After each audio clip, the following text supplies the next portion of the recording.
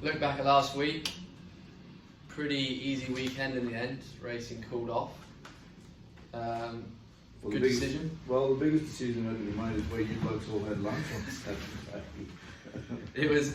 I've never seen anything like it when the news came through, the postponement of people like Michael Friedman, John Sargent. Rather than organising the work for the slipper contenders, it was the first in to the Centennial Hotel, I think, and Michael Friedman won the race.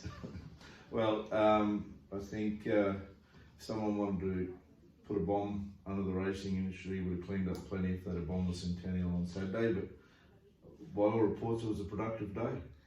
Yep, it was. We only had 3 runners last week.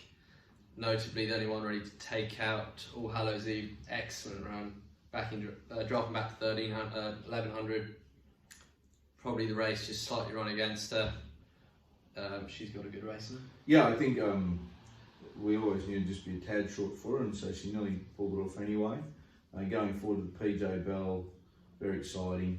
Whenever we've been competitive in that race previously, a similar sort of form line or lead-up race has been ideal, and so she meets a lot of the criteria, and we're looking forward to getting her to a stakes race in a couple of weeks. She's come through the run so well. We're trialling on Friday. Have to trial her because obviously they've been put back a week, but just to keep it ticking over, I'm probably going to try a set of blinkers on her. If there's one race that you think is her one, which one? JB Carr. I think 1400 be right up her alley. She'll be effective at 6, but I think once we see her at 7, she's like a big sister for All Saints Eve. Be very hard to beat. So many more runners this week. Really interesting team. Obviously, a few races called off last week. We see a couple of 2-year-old fillies step out. One of which, Tavachi filly of bred by White Caddo Masquerada. She's been going well. She's been a good filly all along, and really interested to see the first of these Tavachis. Obviously, they're going to be better at 3, but she's just been a talent from day one. So we're really looking forward to stepping her out. Probably a little bit short of her best on Thursday, but nice progressive filly. And just while we're on it, we've managed to have 5 runners drawn barrier 1, which on a Kenzo wet track is potentially the worst draw there. Or it'd be like drawing 16 at Rosehill on a dynamite leaders track. But anyway, you knew the fence was off when we drew barrier 1. And Karate, another nice filly, probably going to miss, may go to Y on. Yeah, well, I think, like I say, that it's not important for her to run Thursday, so as a result of the draw, she'll probably wait a few days and go to Y. And there was a horse you mentioned last week, is a horse to watch the future. Waihaha Falls, barrier 1. Yeah, well, I suppose we'll get him started. Yeah. Get him started. And probably one of the most exciting horses in the stable, Lost and Running. How's his work been since his last run? Well, I think he's improved, so wet ground won't be an issue for him.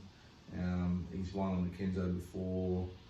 We're really excited by him. It's just keeping a lid on things and trying to get the miles into his legs along the way. And another interesting one, dropping back from stakes grade, looks to get a fast run race, drawn well, should be able to get to the right part of the track, Tommy Gold. I was really happy with him back in the game the other day. They run really good time, winner of the races, if not nominal favourite for the Galaxy, second pick in the Galaxy, so massive drop in grade for him. And then a look to the weekend, it's basically the same as what we went over last weekend, apart from there's going to be a few more acceptances, I imagine, which has probably favoured people, would you say? Well, I think it's been probably the best decision they've made, pushing everything back a week. Just interested that they made a decision that the Golden Slipper was the only race not to take on or be reissued acceptances. So, but they've made the best of a bad situation. It's probably ended up a better race meeting as a result. For sure. So that's pretty much it. We got about 25 trialists Friday. Well, you'll be busy till 1:30. Oh, you go at lunch, are you? No. But no, that's it. There's some exciting horses. I'm sure we'll hopefully reporting on a few winners next episode. That'll be great.